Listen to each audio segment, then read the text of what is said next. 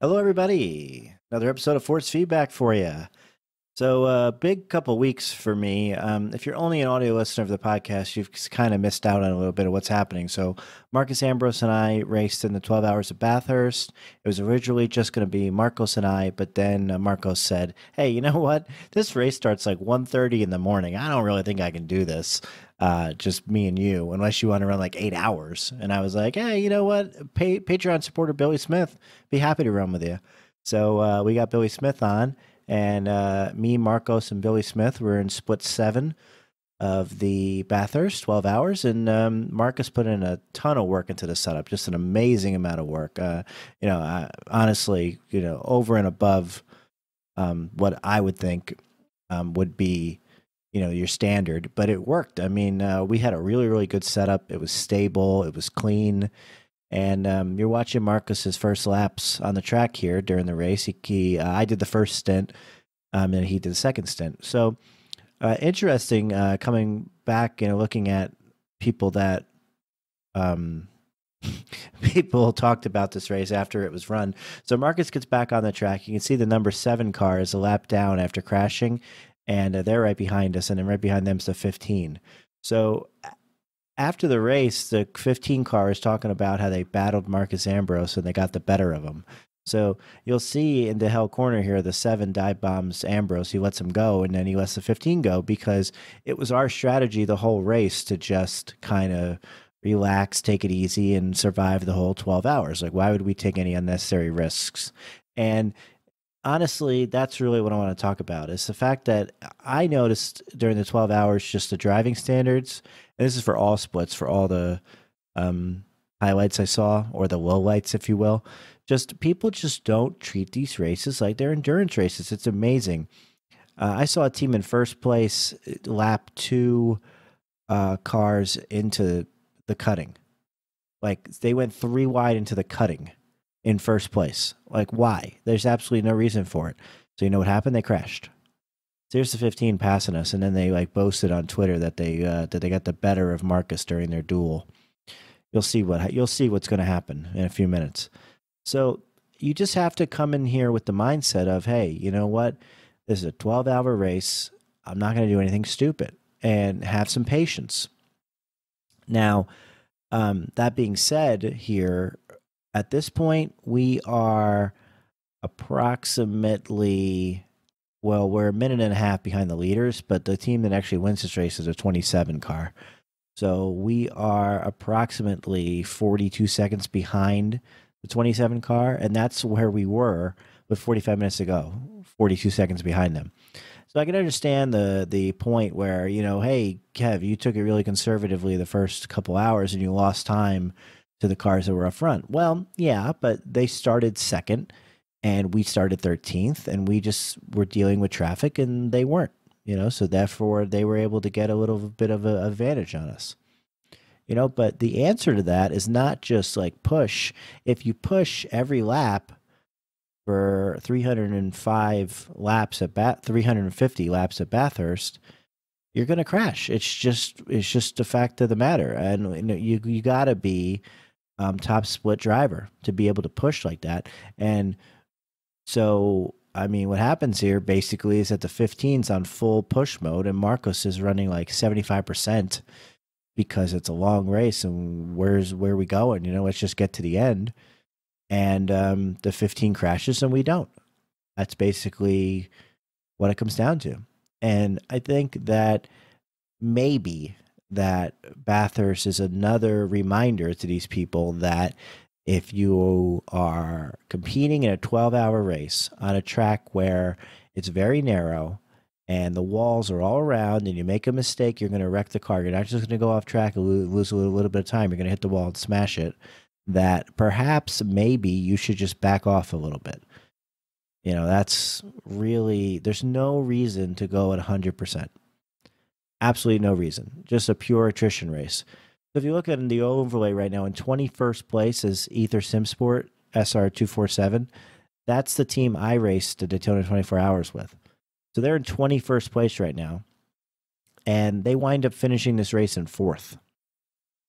I mean, just like how crazy, right? You know, because they wind up finishing this race in fourth only because everybody else crashed, including the 15, as you see on your screen right now. So great effort there by Marcos to avoid that. I mean, I think if I was in the car, I don't think I would have avoided it, but stayed nice and calm and avoided it, and got us through to the end. So as I said, I started the race, and just the whole idea was just to get us to the end. So I ran pretty good lap times. They were saying when I was in clean air, I was running my top 5 lap times.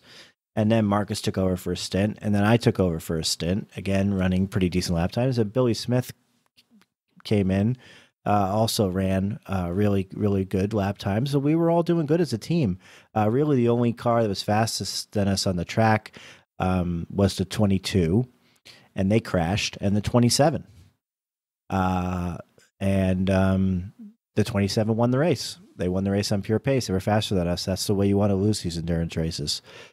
So basically, we're doing what we need to do. We're keeping the car clean. We're staying out of trouble.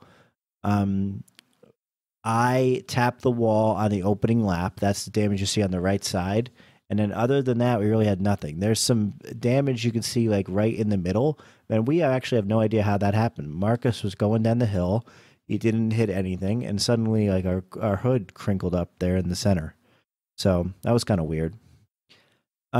So again, we're just mining along, going our own business. And now it's 45 minutes left in the race. And Marcos is in second place, and we're basically just coasting at this point. We think we have to make another stop, and we're worried about the gap between the car behind us and, you know, whether or not we have enough of a gap between where we have to stop and, you know, because whether or not we have the delta, right? So again, but Marcus is just coasting. Like you can see the lap times on the screen. That was a 2:02.9. So basically, it's the fastest car on the track on that lap. So the other cars behind us are running slower.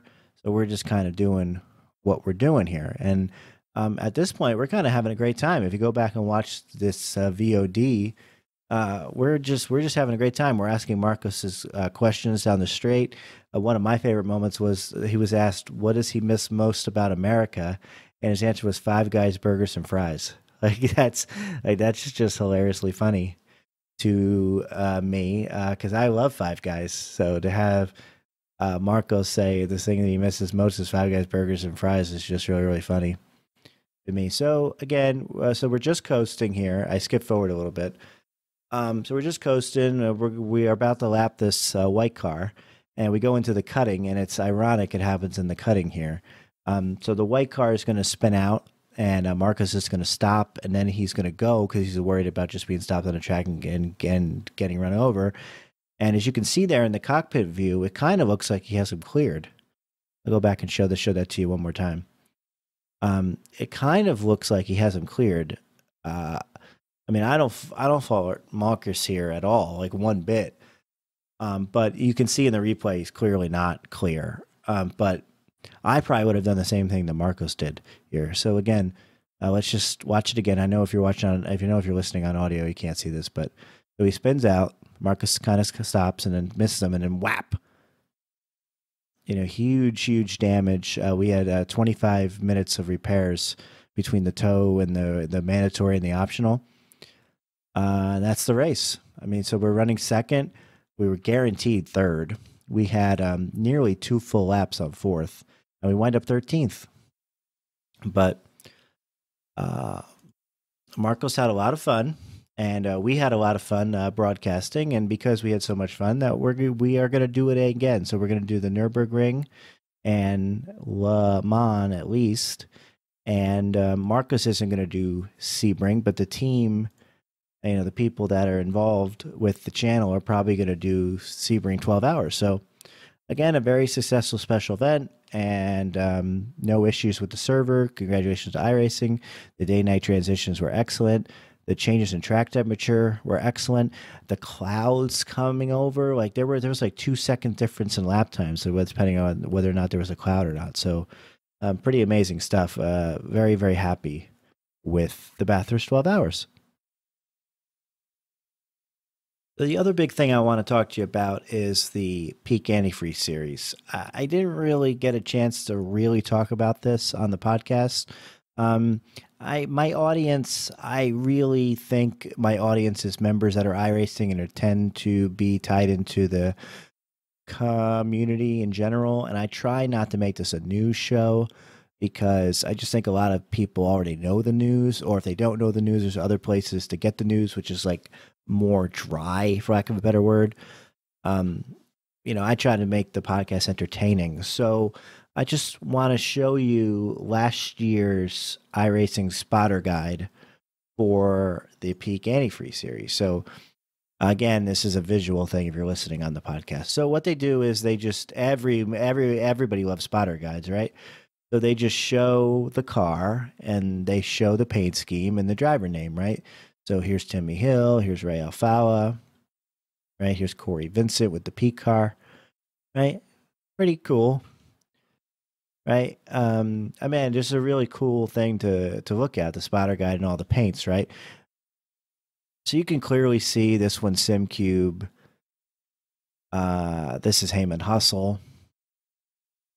Right, you can see the different sponsors, even though they're not specifically mentioned. Right, so this year they decided to do a draft of teams, and a lot of the teams are teams that you know, like JR Motorsports, Wood Brothers Racing, Clint Boyer Racing, Joe Gibbs Racing. Right, so these big teams, or sometimes just general esports teams, have stepped up and entered the Peak Antifreeze series. And it's more just a marketing thing. Again, I'm not going to go into all the details on who was drafted and what the deal is and who the teams are. I think if you're listening to this, you're tied in. And if not, there's other places you can go to find out this information. So this is the first you're hearing about this. Well, this is what happened. Okay. So again, so now on the screen, I have the 2019 iRacing Peak Antifreeze series spotter guide. This is actually 2 pages, so I'm only just going to show you 1 page. Okay, so again, let's just compare it. This is 2018. Let's go to Ray Alfala, for example. Right? Okay, now this is 2019, and you can see Ray Alfala down here in the 21. So it says 21 Ray Alfala Wood Brothers Racing Team, Wood Brothers Racing. Right, so it's got the car number, it's got the little logo of the team, Wood Brothers, it's got the car paint, and it's got Wood Brothers Racing. Right, now let's compare that to Ryan Lowe. It's got number 7, nothing, and then independent. Now he's clearly sponsored by Rowden Graphics. And he's clearly on a team, because all these guys are on a team, whether it's Slip Angle or another team, right? But because this guy wasn't drafted, he gets nothing in this box and then independent. Even though everybody else is Clint Boyer Racing or Joe Gibbs Racing or Wood Brothers Racing or Renegades, right? Because this guy wasn't drafted, and even though he has a sponsor, Rowden Graphics, it doesn't say anything like that. It just says independent. So this came out a couple of days before the race, maybe a day before the race, and it was kind of like, boy, there's a lot of guys on Team Independent, huh? Ha ha ha, get it? Go Team Independent. There are a lot of jokes about that, right? But then the broadcast happened, and these guys were kind of ignored. Like, a lot of the attention was focused in on the esports teams, like the Williams Esport, JR Motorsports, Wood Brothers Racing. Almost all the talk was about that, but almost none of the talk was about the independent drivers. Even the independent drivers running kind of towards the front. It would be like, I don't know if this is a quote from the broadcast, but just to use an example, you know, there is Casey Kerwin in the number 14 Clint Boyer Racing car. Right, but then when they would talk about Ryan Lowe, it would just be like, also in the race, Ryan Lowe, right? No mention of Rowden Graphics or anything like that, or anything about Ryan Lowe. It was just kind of like he's kind of an afterthought compared to these other guys who were sponsored. Now, you may not think that's a big deal, but if you're Rowden Graphics, and you paid money to be on Ryan Will's car, I have no idea if they did, I'm just using this for an example, you're be kind of pissed off, right? Or if you're a potential sponsor and you tune into Daytona to see what the lay of the land is like, how many viewers that they get, and how the broadcasters treat these undrafted vehicles, you would have no incentive to sign up and race, sign up and sponsor these cars. And then again, so kick in the teeth again, say you're a team, let's just call it RutgersKev Racing, okay? Say you're RutgersKev Racing, and through 5-6 years of iRacing, you and your team have worked really, really hard on getting your cars fast through the open setups, and you've been really, really working at this, okay? And one of your drivers, let's just say Nathan Lyons here, but makes it to the Pro Series. Maybe you had 3 drivers make it to the Pro Series, but Nathan Lyons makes it, and he makes it. And RutgersKev team has finally made it. You know, RutgersKev team, front and center. Hooray, we have made it to the Peak Series. And Ryan gets very limited screen time, and when he does, absolutely no mention of the RutgersKev team. So it just kind of makes you question, like, well, why are we just ignoring the people who spent 5 years getting us to this point? So I have a guest on to talk about this. We're joined now by Mike Spangler, who the show's called Force Feedback. So Mike Spangler's here because he was giving us feedback at Drew Adamson's Discord last night, and what he was saying spoke true to me. And I just wanted him to give his feedback on the air, and he was kind enough to come join us. So, Mike, how are you? I'm good. How are you, Kevin? Oh, I'm great. So Mike's been a member of iRacing for 7 years and has a lot of experience, 401 oval starts. So, I mean, I like people that have been around for a while. And Mike, I spoke earlier. I just gave the general recap of what happened during the peak race and how the broadcast went. So can you just recap for the listeners what your opinion of the whole thing was? Well, it seems like we've hit an interesting period of time for the development of iRacing, and never expected to see a lot of the established teams that we've had that have been built over the last couple of years kind of shut out from the show, really. And it's disappointing. And it's like they're not, it's almost like, yeah, sure, you guys aren't shut out, but you're like behind the scenes. And it's like, no, these guys worked hard to be at the front of the scene. Yeah, these are the teams, in my opinion, that for years and years, while we've been, the lab rats for iRacing have gone through all the trials and tribulations of the development of the sim, and went through these Pro Series, not just the oval, but even on road. And as soon as big money gets involved, which it seems is what the case is, from my limited knowledge, all the guys that got it going and have supported it for years have kind of been pushed aside if they didn't get drafted by one of these teams that came in from NASCAR. And I think like it's almost like this is one race. It may not be the biggest deal, but if you don't speak up now, then what? You know, I think of the broadcasters too. All the work that these guys have put in, hoping that they could maybe catch a break one day when this gets big. And if these guys get pushed out because of money, I'm speaking specifically like GSRC guys, or even the guys that call the race spot races, like Randy. Maybe some big money guy will step in and go, no, you know what? We don't want Randy anymore. So Randy, who's put in years of sweat equity into race spot, hoping it was somebody get big, would then get pushed out. And it's probably not right. Same way it's not right these drivers are getting pushed out. It's I'd say it's a growing pain now. You've been around a while, and you've seen that we've gone for many, many years without having much coverage anywhere. iRacing's always been a niche, and it seems in the last year or so is when sim racing's kind of picked up, at least from a streaming standpoint, whether it's individual streamers or iRacing's Pro Series, which is on a few different platforms now, and even what went on with F1 2018, I think, this past year or so. The coverage is increased, but it would be an absolute shame that all these people that have been involved for so many years could see themselves on the way out just because they're not paying to play, which is what it seems like is going on now. Right. And so it's just kind of, so I'm sort of friends, I guess, because I'm in a league with him, with Blake Reynolds, and he won the Pro Series, but then he didn't get drafted. And some of the talk behind the scenes was, well, you know, these guys didn't get drafted, but now they're free to go out and make their own sponsorship deals. And for some people, it would be like, well, I can make more money getting my own sponsorship than I can through getting drafted, right? For if depending on what team you got drafted with, right?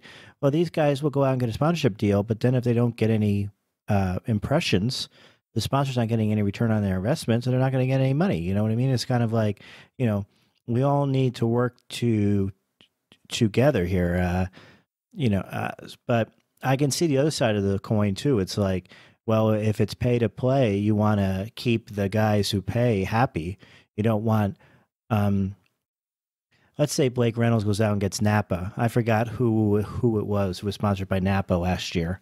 You know, they like went out and actually got Napa as a sponsor, right? Well, now Napa is mentioned on the broadcast. They're Team Napa, but they didn't pay. You know, I can see why certain teams would be unhappy about that. So I can see like both sides of the coin, but I also see like we're just like discarding our members, which is not cool. It's definitely interesting if you look at it from the standpoint of we're all paying to play iRacing, and a lot of us have done it for many, many years. Myself, with how inactive I am, I'm basically giving iRacing whatever it is, $100-some every year, to not even use the service just because So you're basically what's happening now, in my opinion, is everyone's paying to play. Some are paying more to play, and it's become, I guess not going to say an unlevel field in the sense that all the drivers in the field have talent. Anyone's capable of winning. It's not a real life situation where you've got your three major teams and then the rest are all backmarkers. But not covering these guys properly, not even identifying the teams that they're on, because many of these teams are named after basically their sponsors. Whenever they were on the broadcast, it's hard to keep people coming back and wanting to invest in it if they're not going to be covered the way that the big name teams are. Right. And it's going to be like, we need to speak up now if this is wrong, because what's going to happen when Pro Series comes? What's going to happen when the next thing comes? You know, it's just, I understand what iRacing's doing. It's a business. We're still small. The fact that we are able to get $100,000 prize pools is frankly amazing, in my opinion, but we can't forget where we came from. Yeah, I think that's a big part of the argument I tried making last night or this morning, whatever time it was, is that this has all happened very, very quickly. And maybe I'm not privy to it because I'm not really in that competitive scene anymore, but it kind of came out of nowhere for a lot of people. And it kind of felt like we just jumped from step A to like step, I don't know, P all of a sudden. A lot more room to grow here, but it seems like we skipped over a lot of stuff. Some of the feedback I've heard is that maybe some of the smaller teams weren't even involved in any of the conversations, and some wanted to pay to play per se and were turned down. So it's an interesting situation on the direction that iRacing is trying to go here. Yeah, and part of the conversation I've had the last day, it's like, well, I've been thinking about starting a team, not me personally. These are what people are telling me. I've been thinking about starting a team, but now it's like, well, what's the point? Because I started a team, we put 3 years of work into it to get fast. We finally get fast, and then everything's taken away from us in terms of a team. So it just makes people want to go to a different game, I guess. And the comparison I make is the Overwatch League. They pretty much did the same thing. They said, okay, you're either on the Overwatch League or you're a bum. And then after a year where the top players were complaining about that, they gave them the like a totally different kind of league, but they made it clear that was second tier league, even though the players in that might even be better. But they weren't paid to play. You know, they weren't part of the Shanghai Dragons or whatever the team names are in Overwatch, and I think it's hurt them, and I'm afraid it's going to hurt iRacing. Oh, it's an interesting case for iRacing nonetheless, because essentially in sim racing, right? I mean, no pun intended, hardly a factor anymore. Yeah, it still has some activity, but it doesn't have the reach or the God, what's the word I want? The development, the backbone that iRacing has, the platform. So even if there was a backlash from this, where does anyone go? There's nowhere to go, especially on the oval side. Where are these guys going to go to NASCAR Heat or whatever they're calling it? I don't even know what it's called anymore. There's no alternative, so you're kind of stuck with what's been given here. Well, that's what people were saying when Overwatch League first started, and then since then we've had all these battle royale games take off. So you know, ACC is coming out. They don't look that good, but you never know. You know, there could be different places to go where there's opportunities there. So, you know, you can't just rest on your laurels. I think a lot of this is boiling over from what happened a few weeks ago with the GTE Pro Series and the confusion between switching cars and can you not. Some teams chose to run a slower car in the first couple of weeks just because they knew they had to drive it at a better track a couple weeks later, and then they've changed the rules. I think there's just frustrations now that what the community and what especially the upper level drivers, the pros, and whatever, are extremely disconnected from what's going on with iRacing. And iRacing is giving this illusion of having community involvement, but it seems every time we have these chats, we walk away with more questions and answers and more confusion. And I drop into the chats every once in a while and listen. I don't really contribute very often, but it seems like more frustration comes out of it than any kind of resolution or action or even understanding. Yeah, and let's be clear, you know, even though I talk to people, I'm not a top driver, and Mike's an outside observer. And this is the impression that they're giving out to us outside observer members, that there's confusion and there's too much growth too fast, I guess, and there's not, you know, just exactly what Mike said. So it'll be interesting to see what happens the next couple of weeks. Maybe things will balance out. Maybe they'll, you know, maybe we'll head to Las Vegas next week and everything will be forgotten about. But if we didn't speak up now, maybe nothing would change. So I appreciate you being on the show, Mike, and I appreciate you you giving your feedback. I know it's heard. You know, this show is listened to. So I mean, you know, and it's important that we speak out. So thanks, Mike. Yeah, thanks for having me on, Kev. And everyone, remember to support Team Independent this next. Yeah, let's go Team Independent, especially Blake Reynolds. Thanks, Kev. Well, let me know your thoughts. Let me know your feelings on this whole thing. I would like to know how you feel about the way that the Peak Antifreeze series has reacted to these undrafted drivers, has reacted to the fact that these teams are stepping up and have entered the Peak series, like Joe Gibbs Racing and JR Motorsports, to give us some credibility. How you react to the fact that we had more viewers for the Daytona race than any other Peak Series race. Mostly, I would say for sure, because of the increased social media presence brought upon by these cars and teams like Wood Brothers Racing and Joe Gibbs Racing. But how you feel as a member of iRacing that you now may take a back seat to outsiders who are now coming in and kind of taking the spotlight, such as these esports teams that haven't been involved in iRacing until now. I know, you know, it's an interesting topic. I would especially want to hear from anybody who's on like a mid-tier team, anybody who has a team and they've been working hard and they're trying to make the Peak Series.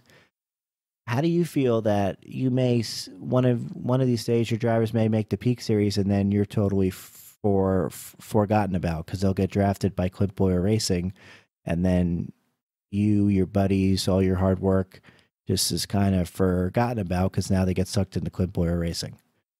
So the show's called Force Feedback. I welcome your feedback. Call the show, number in the description, or just send me a message. We'll schedule time when we will get you recorded.